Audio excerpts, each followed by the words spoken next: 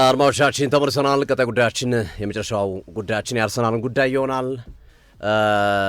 አርሰናል ሰርጓ ያማረለት ሙሽራ መስሏል አይደል? እንዴት ሰርጓ ያማረላት ሙሽራ ፖርትስማውዝ ድል? አዎ፣ አይ ይሄ አሁን ሙሽራዋ አንዳንድ ሙሽራ ታውቃለህ አይደል?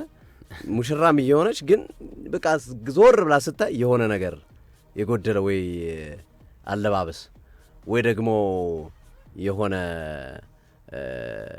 ዲኮሬሽን ሲጎል ምናምን ክፍት ይላሉ አይደል ሙሽራዎች። አርሰናል ግን ሁሉ ነገር ያማረለት አይነት ሙሽራ ነው። ምክንያቱም ገና ነው ግን አራቱም ውድድሮች እስካሁን ሚዜ ነው። ግን አይ ገና ሲያነሳ ነው ሙሽራ ገና እሱማ ሙሽራ የሚሆነው እሱ ነው። ግን አሁን ያማረላት ሙሽራ ይሄ ዝግጅቱ ዲኮሬሽኑ ያማረላት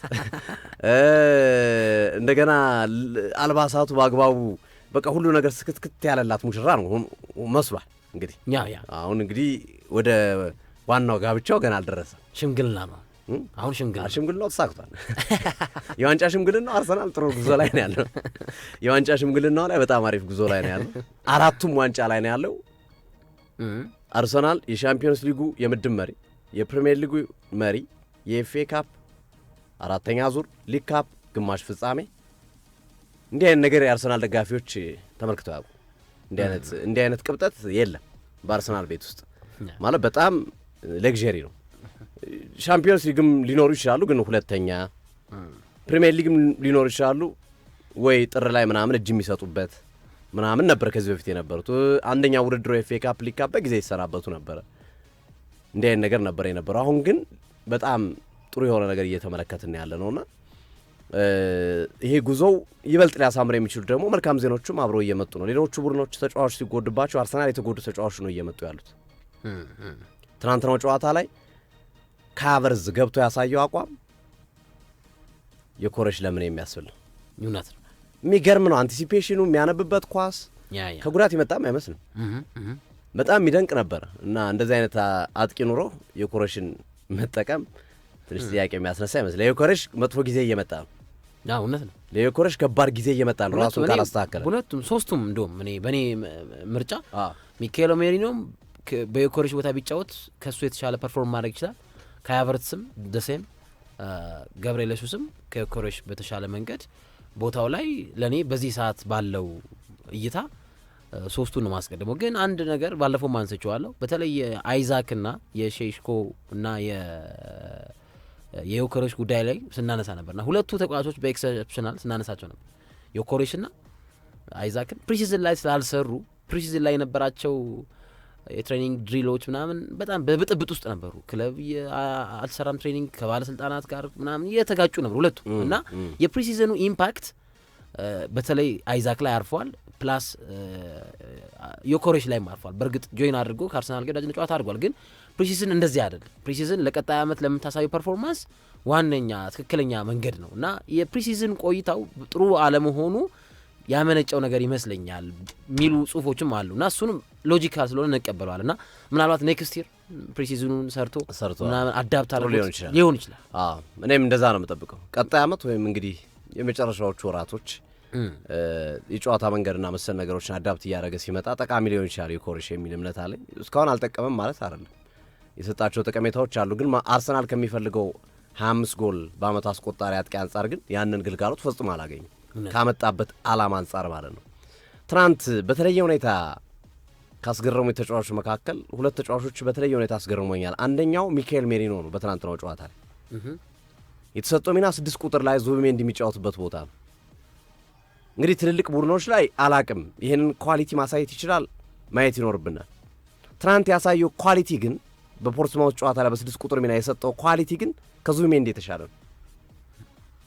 ኳሶችን ያስጥላል፣ ተከላካይ ድረስ ሂዶ ይሸፍንላቸዋል። እንደገና በማጥቃት ረገድ ደግሞ ከሳጥን ሳጥን ይሄዳል። ቦክስ ቱ ቦክስ ሚድፊልደር ነው የሚመስለው ከ6 ቁጥር ሚና ይልቅ ሞር ወደ ቦክስ ቱ ቦክስ ሚድፊልደር ያደላ ነው።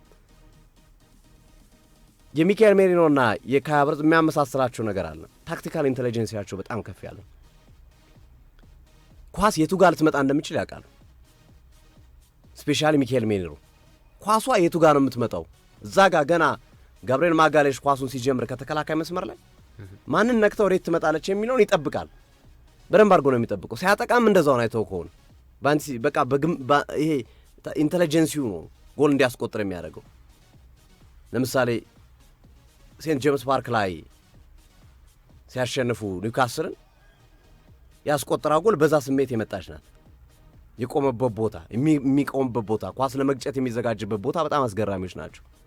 ትናንትም በተሰጠው የ6 ቁጥር ሚና እንደዛው ነው። 6 ቁጥር ሚና ተጫዋች ምንድነው የሚፈልገው የሚለውን በደንብ የሚያውቅ ነው። በደንብ አጥንቶ ነው የመጣው። ምንድነው የሚፈልገው ኳስ የቱ ጋር ሲሆን እሱ የቱ ጋር ነው መሆን ያለበት የሚለውን በደንብ ተረድቶ የሚጫወት አይነት ተጫዋች ነው ሚኬል ሜሪኖ እና አስገርሞኛል። አርሰናል ዙቢሜንዲ የሆነ ነገር ቢሆንበት ቢጎዳበት አያሳስበው። ግን ያው የቻምፒዮንሺፕ ቡድን ተጋጣሚ እሱ ነው አሳንስቻለሁ የፖርትስማውዝ መሆኑ ተጋጣሚ ቡድኑ እሱንም አነሳው። ልክ ነው ተጋጣሚ ቡድኑን ጥንካሬ ሌላ ቡድን ብናየው ይበልጥ ጥሩ ነው አልኩኝ። ልክ ነው በቃ እስማማለሁ። ግን ልጁ ያሳየው ታክቲካል ኢንተለጀንስ በጣም በጣም በጣም አሜዚንግ ነው። ሌላኛው ኢታን ንዋኔሪን ያስደነቀን ያው ኖርጋርድን ከዚህ በፊት በነበረው የክለብ ብሩዥ የሻምፒዮንስ ሊግ ጨዋታ ስላነሳ ነው። ተመሳሳይ ነገር ነው ያሳየው። የምጨምርለት ነገር የለም። በቃ የሚያስፈራ ነገር የለም። ሳሊባ ወይም ሌላ ተጫዋች ቢጎዳብህ እና እዛ ቦታ ላይ ግልጋሎት ትፈልግ ኖርጋርድ አለ፣ ችግር የለብን። ተከላካይ መስመር በጣም እሱም ላይክ ሶስት እንደ ሜሪኖ ነው። ብልጥ ነው፣ በብልጠት ነው የሚጫወተው ኳሱ። አጥቂው ሲመጣ የቱ ጋር እንደሚገኝ ያውቃል። ኳሷ ወዴት እንደምትሄድ ይረዳል። ቀድሞ ያስጥላል ከፈለገ፣ ካለበለዚያ ደግሞ ጠብቆ ይነጥቃል ኳሱ። የሚገርም ስራ ነው የሚሰራው። ኢታን ንዋኔሪ ትናንት በጣም የተለየ ነበረ። ሚኬል አርቴታ ለምን ቀይረው እንዳስወጡት አልገባኝም። ምናልባት ጨዋታው ላይ ስናነሳ እንደነበረው የቼልሲ ጨዋታ ላይ መጠቀም ፈልገዋል። ትናንት ያሳየው አቋም በጣም ያስደስታቸው ይመስለኛል። ኢታን ንዋኔሪ በጣም ምርጥ ነበር። የተለየ ኢታን ንዋኔሪ ነው የተመለከትነው። እኔ እስካሁንም በአርሰናል ማሊያ ካየሁት ኢታን ንዋኔሪ የትናንትናው ደግሞ ላቅ ያለ ነበር። ኳሶች ይዞ የሚሄድበት መንገድ፣ ክሊን ፓሶቹ፣ በማጥቃት እንቅስቃሴ አጥቂዎችን የሚደግፍበት እንቅስቃሴ በጣም ድንቅ ነበረ ኢታን ንዋኔሪ። እኔ ያው እንደምታውቀው ኢታን ንዋኔሪ አርሰናል የቆየበት ምክንያት ዋንጫ አርሰናል እንደሚያነሳ እርግጠኛ ስለሆንኩኝ ያደግኩበት ክለብ ዋንጫ ሲያነሳ አብሬ አነሳለሁ እንጂ ክለቡን ለቅቄ ሌላ ክለብ ውስጥ አርሰናል ዋንጫ አነሳ ሲባል በሰሚ በለው መስማት አልፈልግም፣ ከዚህ ስኳድ ጋር ማንሳት ስለምፈልግ የትም መሄድ አልፈልግም ብሎ ነው የወሰነ። አይደለም ኦቨር ቤንች ምንም ይሁን እቀበላለሁ የሚል ሀሳብ ነው ያስቀመጠው እና እሱ እንዲሁም አርቴታን አስደንግጧቸዋል። ማለት የሰጡ ሀሳብ ብዙ ጊዜ ተጫዋቾች ነው ለቃለው ነው የሚሉት አይደል? በቃ ወጥቼ ራሴን ማሳየት እፈልጋለሁ ምናምን። ኢታን ንዋኔሪ ግን እንደዛ አይደለም ያለው። ክለቡ ዘንድሮ ዋንጫ የሚያነሳበት ወቅት ነው። በቃ ያንን ነው የምመለከተው። ስለዚህ አብሬ ዋንጫ ማንሳት ስለምፈልግ የትም መሄድ አልፈልግም፣ ይህን እድል ስጡኝ፣ በቃ አልለቅም የሚል ድምዳሜ የሰጣቸው ኢታን ንዋኔሪ እና በጨዋታው ላይ የነበረው እንቅስቃሴ እሱም አስገራሚ ነበረ። ከሀቨርዝ እንዳነሳ ነው እሱ በገባባቸው ደቂቃዎች አንዳንዶች እንደውም ሲያነሱ ነበር ማርቲን ኦዲጋርድ ከሀቨርዝ እንደሚፈልገው ለምን የኮሬሽን አልፈለገው የሚለው። ኦዲጋርድ ሳይፈልገው ቀርቶ ሳይሆን የኮሬሽ አቋቋምና የከሀቨርዝ አቋቋም ሞቢሊቲ የተለያየ ስለሆነ ነው።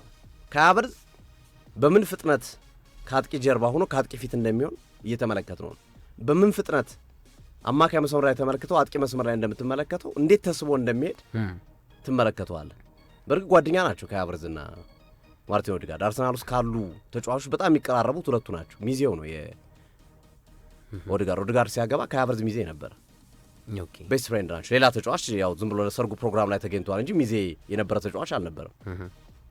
እና ይሄ ሚቹዋል አንደርስታንዲንግ አላቸው፣ በጣም ከፍ ያለ ሚቹዋል አንደርስታንዲንግ። ከሚኬል አርቴታ ጋር የሚያስማማኝ ሀሳብ ቡድኑ በቃ የተለያየ ዳይሜንሽን እንዲኖረው ሆኗል። ከፈለግን በጋብርኤል ጄሱስ አድክመን በከሀቨርዝ መቅጣት እንችላለን። ከፈለግን የኮሬሽን አስገብተን ሌሎቹ አጥቂዎች እንዲያጠቁ ጎል እንዲያስቆጥሩ 2-3 ተከላካዮችን ማርክ እንዲያደርጉ ወይም 2-3 ተከላካዮችን እንዲሸፍንልን እናደርጋለን። በቃ ይሄ የቡድኑ በማጥቃት እንቅስቃሴ የሚያደርገውን አቅም የሚጨምር ነው የከሀቨርዝ መምጣት የሚል አስተያየታቸውን ያስቀምጡና ድንቅ ምሽት ነበረ ትናንት የአርሰናል ፖርትስማውዝን ያሸነፉበት 4-1 ጎል ቀድሞ ነው ያስተናገዱት። ጋሪ ሊንከር እኮ አቋረጥኩኝ ሶፊ ስለ ሙቭመንት ስለ አጥቂ አቋቋምና ሙቭመንት ዴስቲቪ ላይ ባለፈው በጣም ረጅም ትንታኔ የሰጠ አይቸዋል እና ከዮኮሬስ ጋር በተገናኘ ማለት አቋቋም አሁን ቅድም ላነሳው ኦዲጋርድ ለካቨርትስ ድጋሚ ኳሱን ብቻ የነበራቸው ንበት በተመለከተ ባነሳው ሀሳብ ላይ ጋሪ ሊንከር አሁን የቀድሞ ተጫዋች ነው እና አሁን በቴሌቪዥን ፕሮግራም ላይ ነው ያለው እና እዛ ላይ ስለ አቋቋም እያወራ በጣም በቃ እየተቸው ነበር አቋቋሙ ከኳስ ጋር በተለይ ለአርሰናል የጨዋታ መንገድ ተጠግቶ ነው የሚገጥ ተከላካይ ተጠግተህ እኮ መቆም የለብህ ደኒረስት ነው ባለፈውም ገልጸ ነው 4 ሜትር ነው በአቬሬጅ ከብርዝ እኮ ጭራሻት ይዞም እኮ ጭራሻት ይዞም ወደዛ ይመጣብሃል ወደዛ ያሰፋብሃል ያጠብብሃል ቀላል ነው እንደዚህ ሆነ ነው ቀላል እኮ ላው ታገኛለህ አማካኞችን በቶሎ ያገኘዋል ያ እሱን መሰረት ያደረገ ይመስለኛልና ዙሮ የካብርዝ መምጣት ለአርሰናል በቀጣዮቹ የፕሪሚየር ሊግም የሻምፒዮንስ ሊግም ሌሎችም ውድድሮች ላይ በጣም ትልቅ ጠቀሜታ የሚሰጥ ኢቭን የኮሬሽም እንዲነሳሳ የሚያደርግ የማርቲኔሊን ጎል ቁጭ ብሎ ሲያይ ነበረ ትናንት ሃትሪክ ሲሰራ ማርቲኔሊ እና ከጆቨር ጋር እያሳየው ነበር ጆቨር እንዴት ማርቲኔሊ እንዳገባ እየተነጋገሩ ነበር በቃ ሲታዩ ነበር በግልጽ እንዲህ ያለው እሱ ያገባበትን መንገድ ማርቲኔሊ ከዚህ በፊት ጋብሪኤል ማጋሌሽን ነበረ ታርጌት ማናቸው አይደል ትናንት የቡድኑ አጭሩ ተጫዋች ማርቲኔሊ ነው ታርጌት ማን ያደረጉት ጆቨር ሰርቶ ነው የመጡበት ልክ ነው እና የኮሬሽንም ሲያስረዱን ነበር እንዴት መጫወት እንዳለበት የቆሙ ኳሶች ላይ እንዴት አይነት ስራ መስራት እንዳለበት በደንብ ሲያስረዱት እየተመለከትንበት ያለበት ሂደት ነው ያለው አርሰናል በነገራችን ሌላ አሰልጣኝም ቀጥሯል የቆማ ኳስ አሰልጣኝ ኒኮላስ ጆቨርን በከፍተኛ ገንዘብ በመቅጠር ቀዳሚው ክለብ ነው ከሲቲ ያመጣበት ገንዘብ አሁን ደግሞ ግሮኒ ማርክ የሚባል የመልስ ወርዋሪ አሰልጣኝ የሊቨርፑል የቀድሞ አሰልጣኝ ነበር የጁሮራ ማለት ነው የጁሮራ የሚወረውር ኦኬ የጁሮራ ነው የሚወረውር እና ግሮኒ ማርክ ከዚህ በፊት በሊቨርፑልም አንድሩ ሮበርትሰን 13 ሜትር ነበር ከዚህ በፊት የሚወረውር አረባከ አሁን 27 ሜትር እንዲወረውር አድርጎታል አንድሩ ሮበርትሰን በዛ ብቃት እንዲመጣ አድርጎታል እና በአርሰናል ደግሞ ቢያንስ የአንድሩ ሮበርትሰን ያህል የሚወረውሩ ተጫዋቾች አሉ እንደ ዲክላን ራይስ አይነት ተጫዋቾች እና እነሱን ኳሊቲ ይበልጥ የሚጨምርና የጎል ማግኛ መንገዳቸውን ለማሳደግ ሌላ ይሄኛውን አማራጭ እንዳገኙ ወይም እንደ ሰሞኑን እኛም ዘግበንላቸዋል በፕሮግራማችንም በስፖርታዊ መረጃዎቻችንም ክርስቲያን ሙስኬራ ነው ሌላው አዲሱ ነገር በአርሰናል በኩል ተመልሷል ለቼልሲ ጨዋታ መድረስ ይችላል በተመሳሳይ ካላፊዮሪ ይሄ የስኳድን ሁኔታ ይጨምራል አሁን ትናንት ክርስቲያን ሙስኬራ ቢኖር ኖርጋርድ 6 ቁጥር ላይ ነበር ይጫወት የሚችለው 6 ቁጥር ላይ የሚጫወት እድል ነበር የሚኖረው ኖርጋርድ ግን ክርስቲያን ሙስኬራ አለመኖሩ ነው ስለዚህ ሙስኬራ ተመልሷል ካላፊዮሪ ተመልሷል ፒየሮ ኢንካፔ እንደገና ወደ ጉዳት ገብቷል የሱ የጉዳት ነገር ምን እንደሆነ ግልጽ አልሆነም ጡንቻ ነው ጉልበት ነው ምን ያህል ጊዜ ያርቃል የሚለው ነገር ግልጽ ያለ ነገር አልመጣላቸውም ስካን በተረጋጋሚ እየተደረገ ነው የስካን ውጤቶቹ ኔጌቲቭ ነገር አያሳዩም በብዛት ጥሩ ነገሮች ናቸው ግን የተወሰኑ ሳምንታት ከሜዳ ሊርቅ እንደሚችል ፒየሮ ስለዚህ በአርሰናል ጉዳት ዝርዝር ውስጥ የሚቆዩት ኢንካፔ ምናልባት ጉዳቱ ቶሎ ካልተመለሰ እና ማክስ ዶማን ናቸው ማክስ ዶማን ያው ኦቨር ቤንች ነው ስለዚህ ንጹህ የሆነ ቡድን ሙሉውን ቡድን የአርሰናል ሙሉ ቡድን ከዚህ በኋላ መመልከት ምን ጀምርበት ጊዜ ይመስላል የተሟላውን ቡድን አርሰናል ይቀረሽ የማይባለውን ቡድን የምንመለከትበት እድል ይኖራል በትናንትናው ጨዋታ ግን በተለየ መንገድ ነው የታዘብኩት ሌሎቹ እንቅስቃሴዎች ኢዜና ማይልዩስ ኬሊ ላይ አየነው ነገር አርሰናል የሚመጥን አይደለም ኢዜና ማይልዩስ ኬሊ በተወሰነ መንገድ ደግሞ ማዱኬ ሶስቱ በጣም መሻሻል አለባቸው ኢዜ ነጻነት በታክቲክ አስሮት ነው ኦሬ ተጫዋቹ አካል ብቃት ወይ ማቀም ማነስ የሚለው ጥያቄ አስነሳል ለምሳሌ ኖርጋርድም ከተቀያሪ ወንበር ቤንች የመጣ ተጫዋች ነው ዘንድሮ ሁለት ትንሽ ጨዋታ ያደረገው ኖርጋርድ ነው ኢታኑ አንርብ ከቤንች የመጣ ነው ይሁን ነገር ግን መስራት እንደሚፈልጉ ታያለ ውስጣቸው ላይ የተንቀለቀለ ስሜት አለ ፍላጎት አላቸው ኢዜ ላይ የፍላጎት ማጣት የስሜት መቀነስ መውረድ ትመለከታለህ ኢዜ ላይ እና ሚካኤል አርቴታ ተጫዋቹ እንዲያስቀምጡት ያደረጋቸው ልምምድ ላይ የተመለከቱ ነገር ነው ብለን እንድትደመድም የሚያደርግ ነው ልምምድ ላይ ጥሩ ፐርፎርም እያደረገላቸው አለ አይመስልም ማይልዩስ ኬሊ ገና ነው አርሰናል ካላፊዮሪ ቶሎ አገግሞለት ቦታውን ካልሸፈነ በስተቀር ቀጣይ ያሉበት ጨዋታዎች ከባባር ናቸው ከማንቸስተር ዩናይትድ ከኖቲንጋም ፎረስት ከኢንተር ሚላን አራታዊ የሻምፒዮንስ የጨዋታዎች ያደርጋሉ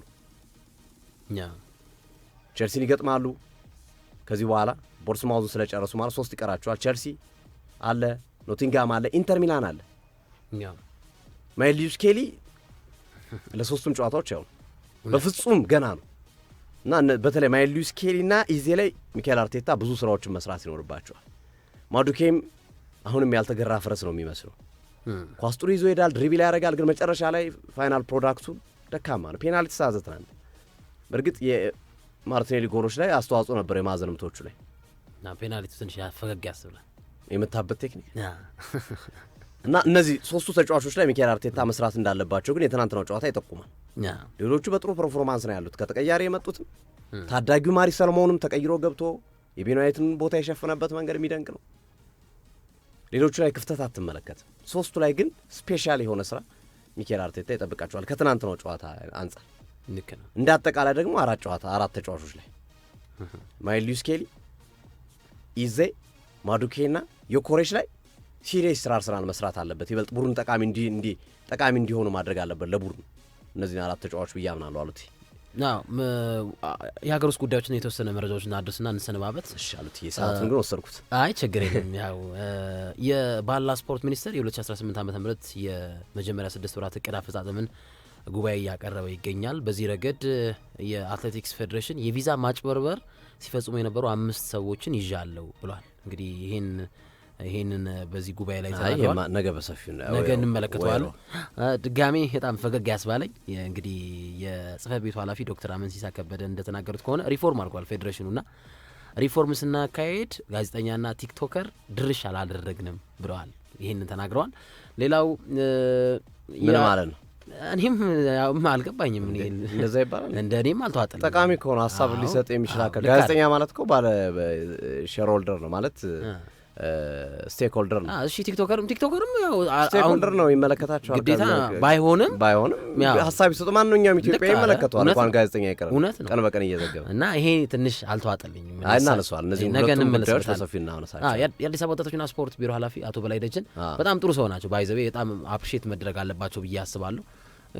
የበዓል ቀን የራሳቸው ቤተሰብ ትተው ምናምን ለቀድሞ አትሌቶች ምናምን ሰንጋ ሲያበሉ ነበር። ለቀድሞ አትሌቶች ለደራርቱ ላሰለጠኑ ለኢንስትራክቶች በጣም ልባዊ ስራ ሰርተዋል አቶ በላይ ደጀን። ትላንትና ደግሞ ለ6 አካዳሚዎች ሄደው ኳስ እንዲሁም ማሊያ ሰጥተዋል። እኛም ትላንትና ሰዋዊ ማንነት ያላቸው በጣም ጥሩ ሰው ዘንድ እየተወደዱ ያሉ ናቸው። በጣም ጥሩ ሰው ናቸው። ክፋት የማያውቁ ደግነት፣ መልካምነት ያላቸው ናቸውና በጣም ወደፊት በጣም እኛም ትላንት የለበስነው ማሊያ እሳቸውን የሰጡ እንትን የሚሉት ምንድነው ነገሮችን የሚያዩባቸው መንገዶች በጣም ደስ የሚልና ሰዋዊ ናቸው። ይሄ አሁን መንግስት የሚያደርጋቸው ነገሮች አሉ አይደለ? እና ይሄ ሰዋዊ ነገር ያላቸው መልካም ሰው ናቸው አቶ በላይ። እናነሳዋለን እሳቸውንም መልካም ስራ እንደዚህ ጥሩ ነገሮችን ማበረታታት አለብን አይደል?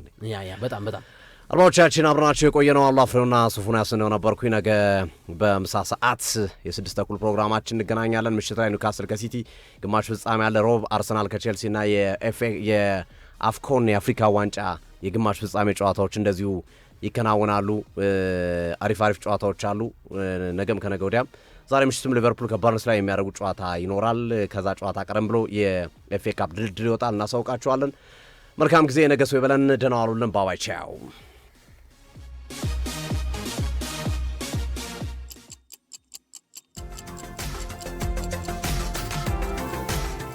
አሁን ከቀኑ 8 ሰዓት ሆኗል።